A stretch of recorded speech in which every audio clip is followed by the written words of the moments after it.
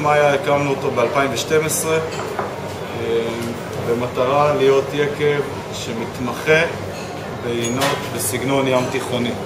והטלפון הראשון שעשיתי אז, שחשבתי על זה, זה היה למרק סקוויירס, נציגו של רוברט פרקר לאגן הים התיכון, ואמרתי לו, תשמע, אני רוצה עינן מחול, מי אתה ממליץ לי שיכול ללוות אותנו בפרויקט הזה?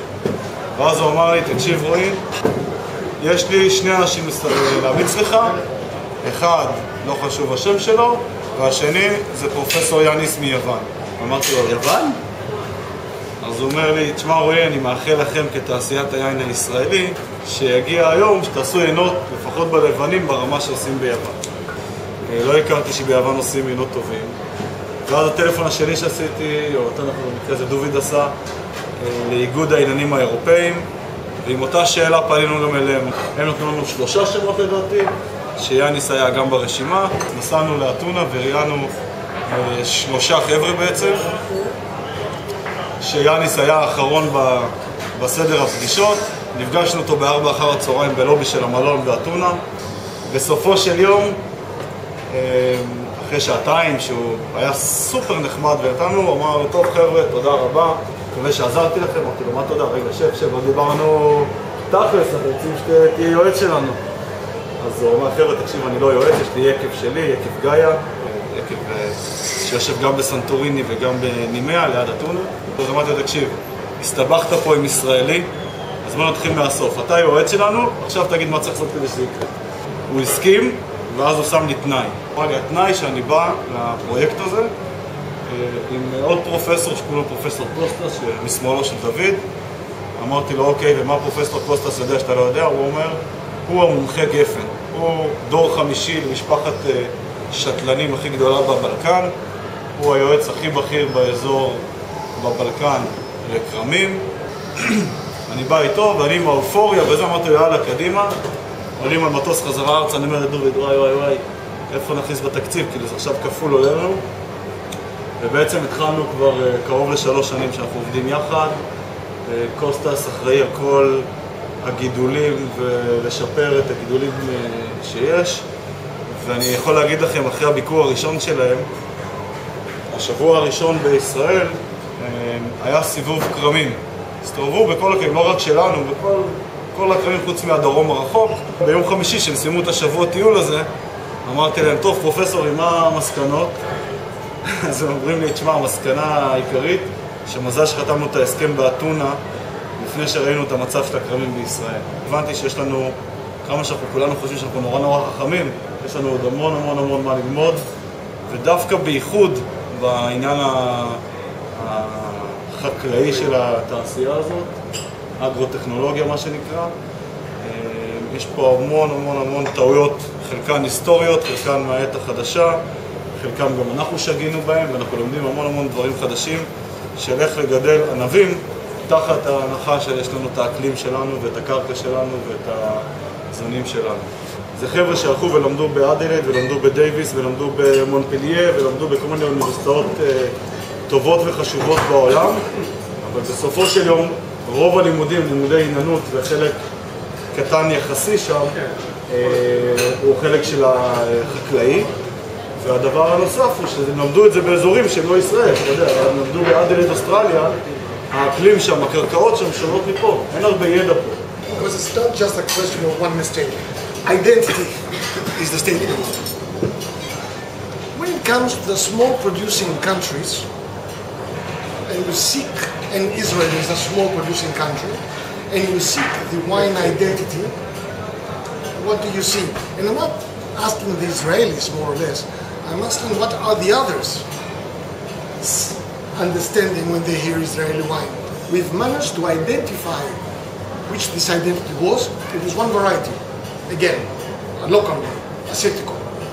So now if I ask you about Israeli wine, what is the identity? I'm afraid that if we had 5 winemakers on this table, Israeli winemakers, and give them a small paper and ask them to write this identity, I'm much afraid that we will get 5 different answers. The vision is a quest, is trying, and probably it's a very ambitious one, I have to admit, it is to identify this identity. And then, once done that, project this identity. And if we do not manage to identify which this identity is, then we will have to create this identity.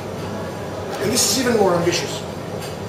But we all agree, I think, because I saw you guys going, what is the identity?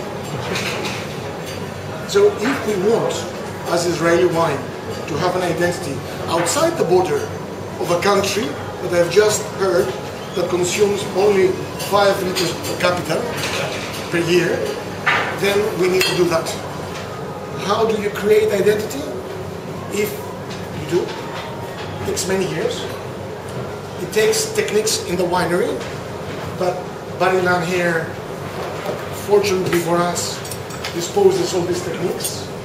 It takes a bit of hardware, and then it takes many, many years of work in the vineyard where the growers have to be convinced.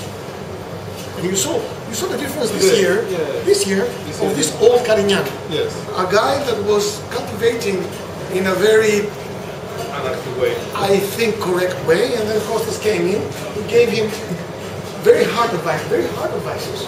Now he sees that this year, just 1 year after, well, his grapes look much better. look much better.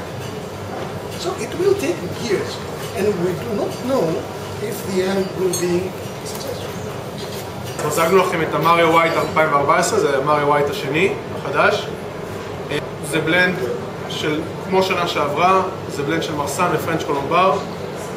אחוזים טיפה השתנו השנה, גם בעקבות יבול נמוך יחסית של הפרנץ' קולומבר השנה, ויבול טיפה יותר גבוה של המרסן.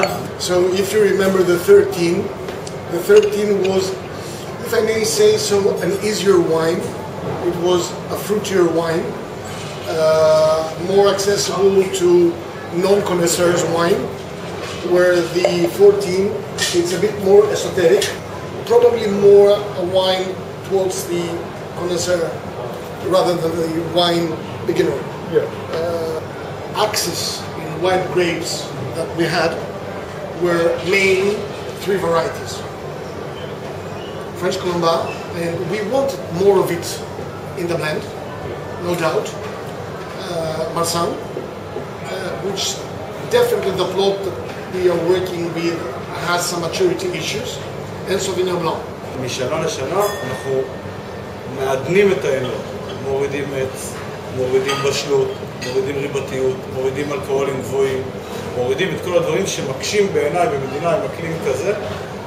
להזכירכם, לפני 12 שנה שטוליפו קם, אם היין לא היה כבד ומפוצץ בעץ, אף אחד לא משנה 100 שקל לבקבוק. טוליפו בהווייתו הוא יקב בינלאומי בתפיסת עולמו, אוקיי? בזנים, במיתוג, בכל ההיבטים האלה. יש פה איור שציירה אותו עובדת שלי, שהיא מאיירת עם דיו וכסת כזה, בקו אחד, בלי להרים את הנוצה. ובכל האיור יש עיר נמל אירופית עתיקה, עיר נמל ישראלית עתיקה, וסירות פיניקיות כאלה שלקחו גפנים מארץ ישראל לאירופה, ומשם נדדה לתעשיית היין, זה המיתוג. יאניס בעצם חתום על המהפכה שעשו ביוון. מה היה המהפכה הזאת? יאניס ב-94 הקים יקב באי סנטוריני שנקרא גאיה. שם זן שהוא מאוד ייחודי להם שנקרא אסטיקו, והוא מבודל, מגדלים אותו בשיטה מאוד מאוד ייחודית להם, במין, זה לא נראה כמו שפרימתי או זה בוסט, זה בסקטים כאלה של גפן.